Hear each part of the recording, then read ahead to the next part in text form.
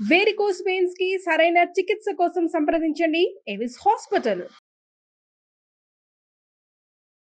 నమస్కారం. కార్తీక పురాణం 16 రోజు పారాయణలోకి వచ్చాం. జనక మహారాజా ఆయన చెప్తున్నారు వశిష్ఠ మహర్షి, ఈ కార్తీక మాసంలో చేసే ఏ పుణ్యకార్యమైనా అనంతమైన ఫలితాన్ని ఇస్తుంది. కార్తీక మాసంలో ఏ విధమైన వ్రతాలు ఆరాధనలు చేయని వారు ఘోరమైన నరక బాధలు అనుభవిస్తారు. కార్తీక శుక్ల పాడ్యం నుండి కార్తీక బహుళ అమావాస్య వరకు 30 రోజులు రోజుకొక దీపాన్ని ఆలయ ద్వారం దగ్గర కానీ దేవుని అంటే మన దేవతార్చన దగ్గర కానీ పెట్టిన వారు దైవ సాన్నిధ్యాన్ని పొందుతారు. ఆదివారం నాడు సూర్యుని ఆరాధించిన వారు సంతానాన్ని పొందుతారు. దక్షిణ తాంబూలాదులతోటి కొబ్బరికాయలను దానం చేస్తే మంచి బుద్ధిమంతులై జ్ఞానవంతులై వృద్ధిని పొందుతారు. ఇప్పటిదాకా కొబ్బరికాయ అని ప్రత్యేకంగా దానం చెప్పలేదు చూడండి. ఉసిరికాయలు అవి చెప్పారు, తిలా దానం చెప్పారు, సాలగ్రామాలు శివలింగాలు చెప్పారు, యజ్ఞోపవీత దానం గురించి కూడా చెప్పారు. కొబ్బరికాయని మనం దక్షిణ తాంబూలాలతో ఇచ్చినా కూడా, అంటే అరటిపళ్ళ బదులు కొబ్బరికాయని తాంబూలంలో పెట్టి ఇచ్చినా కూడా విశేషమైన ఫలితం లభిస్తుంది. ఇది బ్రాహ్మణుడు, బ్రహ్మచారి, తర్వాత ఏమో ముత్తైదువు, కన్య, నలుగురికి, ఈ నలుగురిలో ఎవరికి ఇచ్చినా కూడా ఫలితం లభిస్తుందట. అయితే దీపస్తంభాన్ని చూసిన వారి పాపాలన్నీ సూర్యుని వలన చీకట్లు తొలగిపోయినట్టుగా తొలగిపోతాయి. దీపస్తంభాన్ని గురించి చెప్తున్నారు. ఇది ఇప్పటిదాకా దీపస్తంభం రాలా, జ్వాలా తోరణం మనకు తెలిసిందే, అక్కడక్కడ మనకు కనపడుతుంది. దీపమాల ఒకటి, దీపారాధన, పిండి దీపారాధన, దీపదానము గురించి చెప్పారు. ఇప్పుడు దీపస్తంభాన్ని గురించి చెప్తున్నారు. ఈ స్తంభ దీపాలు కేవలము కార్తీక మాసంలోనే కనిపిస్తాయండి. ఎత్తుగా పెట్టే దీపం అన్నమాట. ఇదేంటంటే చాలా దూరం వరకు తన వెలుగునిస్తుంది. కాబట్టి ఈ కార్తీకంలో ఆకాశ దీపాలు పెడతాం, మనకి ఇళ్లలో చెయ్యం. కానీ ఎక్కువగా దేవాలయాల్లో ఏం చేస్తారు, ఈ ధ్వజస్తంభం దగ్గర ఆ ఎత్తుగా ఉన్న చోట తాడు కట్టి దీపాన్ని పైకి లాగి పైన వెలిగిస్తారు. పూర్వం కాలంలో, పూర్వపు రోజుల్లో వాకిళ్లలో పక్కన ఓ కొక్కి లాంటిది ఉండేది. దానికి ఇలా దీపాలు వేళ్లాడగట్టడం ఉండేది, ఆకాశ దీపం పెట్టడం వాకిళ్లలో కూడా చేసేవాళ్ళు. క్రమంగా ఆ పందాలు తగ్గిపోయినాయి. మనం ఈ అపార్ట్మెంట్ కల్చర్ వచ్చాక ఇప్పుడు అసలు కుదరదు, మనం పెట్టుకోలేకపోతాం. ఒకవేళ మీకు కుదిరితే పైన ఎక్కడైనా తగిలించే వీలుంటే ఇప్పుడు దీపాలు దొరుకుతున్నాయి చూడండి, టెరాకోటా దీపాలు దొరుకుతాయి. వాట్లల్లో పెట్టినా కూడా మన దీపారాధన ఫలితం ఏమీ తగ్గదండి. అవైనా సరే 4 చుట్టూతా 4 ఉంటాయి, లేదా 2 ఉంటాయి, ఇట్లా వేళ్లాడేయచ్చు. లేదా ఒక గ్లాస్ ఉండి అందులో పెట్టేటట్టు కనిపిస్తాయి. కొత్త కొత్త రకాలు దొరుకుతున్నాయి కదా. అలాంటిది ఏదైనా సరే బయట గాలిలో వేళ్లాడితే, అంటే భూమి మీద పెట్టిందేమో భూదీపం, మామూలు సాధారణ దీపారాధన. ఇలా ఎక్కడైనా వేళ్లాడి దూరానికి దాని వెలుగు కనపడితే అది ఆకాశ దీపం కిందకు వస్తుంది. ఆకాశ దీపాలు చాలా విశేషమైన ఫలితం ఇస్తాయి. ఈ దీపస్తంభాన్ని గురించి చెప్తున్నారు. ఎత్తుగా ఏదైనా ఏర్పరిచి దాని మీద దీపాలు పెట్టడం. మన ప్రాంతాల్లో కంటే కేరళ ప్రాంతంలో ఎత్తుగా ఒక పెద్ద దీపారాధన కుంది, ఇంత ఎత్తునుంటుంది, పెద్దది. ఆ పైన ఇట్లా కొడిలాగా కూడా కనపడుతూ ఉంటుంది. కేరళ సాంప్రదాయంలాగా కనిపిస్తుంది. అందులో దీపం పెట్టడం కూడా విశేషమైన ఫలితాన్ని ఇస్తుంది. ఎప్పుడు దీపాన్ని నేల మీద పెట్టకూడదు, దాని కింద ఇంకో ప్రమిద ఉండాలి, లేదా తమలపాకు వేయాలి, ఏదైనా ఒక ఆకు వేసి పెట్టాలంటారు కదా. ఇలా ఎత్తుగా పెట్టే దాని గురించి ఒక కథ కూడా చెప్తున్నారు. ఎలా చేయాలట దీన్ని, కార్తీక మాసంలో ఆలయానికి ఎదురుకుండా రాతితో కానీ చెక్కతో కానీ స్తంభాన్ని పాతి దాని మీద శాలిధాన్యము నువ్వులు కలిగిన ప్రమిదలో, అంటే శాలిధాన్యము నువ్వులు పోసి దాని మీద ప్రమిద పెట్టాలన్నమాట. ప్రమిదలో నేతిని పోసి దీపాన్ని పెట్టడమే దీపస్తంభ ప్రతిష్ట. దీనివలన దీపస్తంభంగా ఉన్న మాకుకు మానవునిగా పునర్జన్మ లభించిన కథ ఒకటి చెప్తాను, వినమన్నారు. ఇది ఒక ప్రత్యేకమైన గాథ అండి. మాతంగ మహర్షి ఆశ్రమంలో ఒక విష్ణు ఆలయం ఉండేది. ఆ ఆలయానికి కార్తీక మాసంలో మునులందరూ వచ్చి షోడశోపచారాలతోటి కార్తీక దామోదరుని సేవిస్తూ కార్తీక మాస వ్రతాన్ని ఆచరిస్తున్నారు. వారిలో ఒక వృద్ధుడైన మునీంద్రుడు మిగిలిన వారితో, మునులారా, వచ్చే కార్తీక పౌర్ణమి నాడు ఆలయంలో దీపస్తంభాన్ని పెడదాము, అలా పెట్టడం అత్యంత పుణ్యప్రదమైన పని కదా అని అన్నాడు. అంటే రోజువారీ ఏవో దీపాలు పెట్టుకుని జపాలు చేసుకుని అభిషేకాలు అర్చనలు చేస్తున్నారు, పౌర్ణమి నాడు దీపస్తంభాన్ని పెడదాం అనుకున్నారు. అందుకు చెప్తున్నారనమాట. అయితే అందరూ కలిసి ఏం చేశారు, అడవికి వెళ్ళి ఒక పొడమైన మానుని తీసుకొచ్చి ఆలయం ముందు పాతి పెడదాం అనుకున్నారు. ఓ నలుగురు యంగ్గా ఉన్నటువంటి యుక్త వయసులో ఉన్నటువంటి మునికుమారులు అడవిలోకి వెళ్ళారు. వెళ్ళి వెతక వాళ్ళకి ఏంటంటే ఒక మాను, ఇవేంటంటే చెట్లు కొట్టి తీసుకురాకూడదని ఒక నియమం ఉండేది.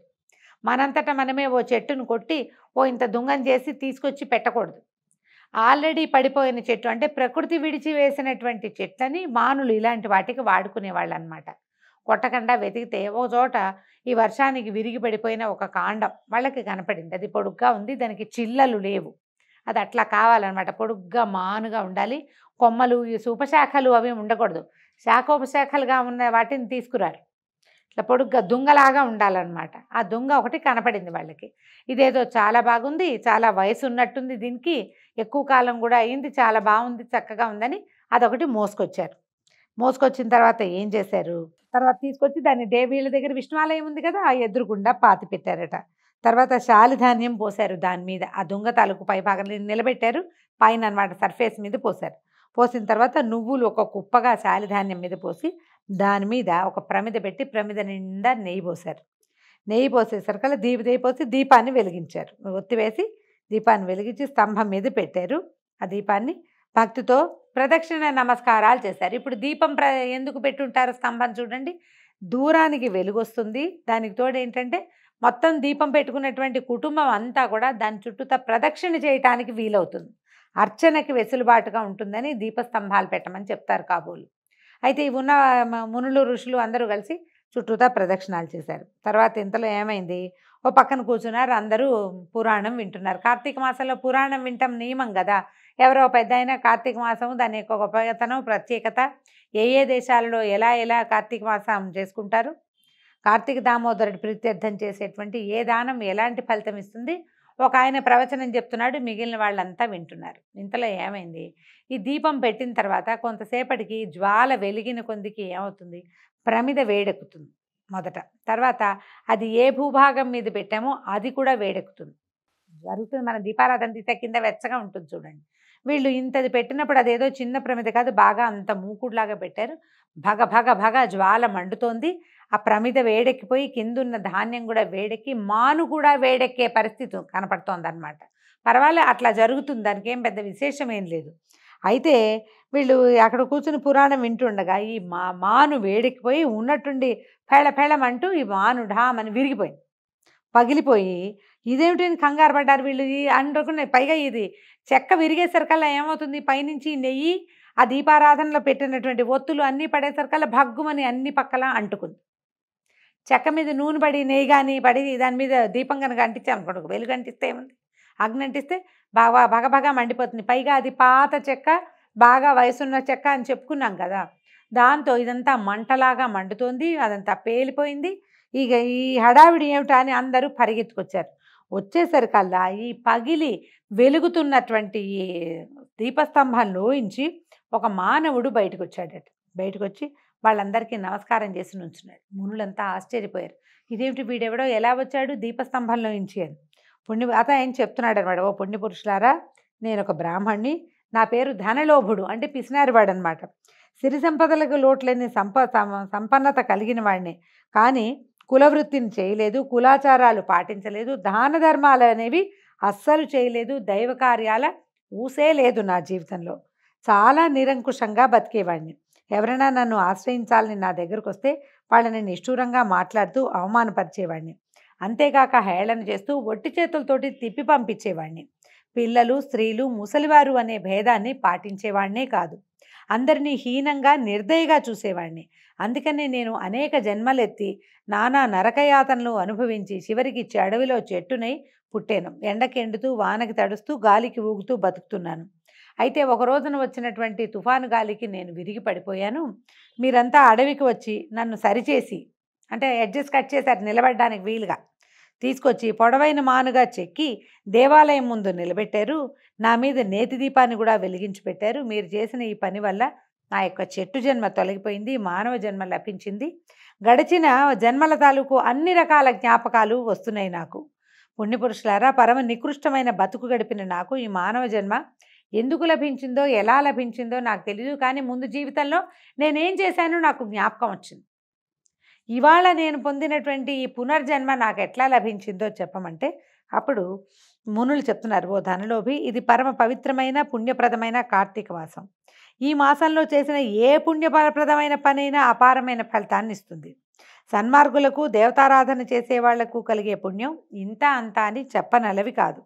అంతేకాదు, ఎంతటి పాపాత్ములైనా ఏ చిన్న పుణ్యకార్యం చేసినా పునీతులై తరిస్తారు. పశుపక్షాదులకే కాదు మానులకు రాళ్లకు సైతం పుణ్యఫలం లభిస్తుందని చరిత్ర చాటి చెప్తోందని చెప్పారు. వాళ్ళల్లో ఒక మునీశ్వరుడు తన యోగ దృష్టితో పరిశీలించి ఆలయంలోని దీపాన్ని మోసిన కారణంగా ఇంతకుముందు నువ్వు చేసిన పాపాలన్నీ పటాపంచలైపోవటం వల్లనే నీకు మళ్ళీ మానవ జన్మ లభించింది అని చెప్తున్నారు. దీపాన్ని మోసింది కదా ఈ స్తంభం, అందుచేత జరిగిందట. జంతువునాం నరజన్మ దుర్లభం అంటున్నాయి వేదశాస్త్రాలు.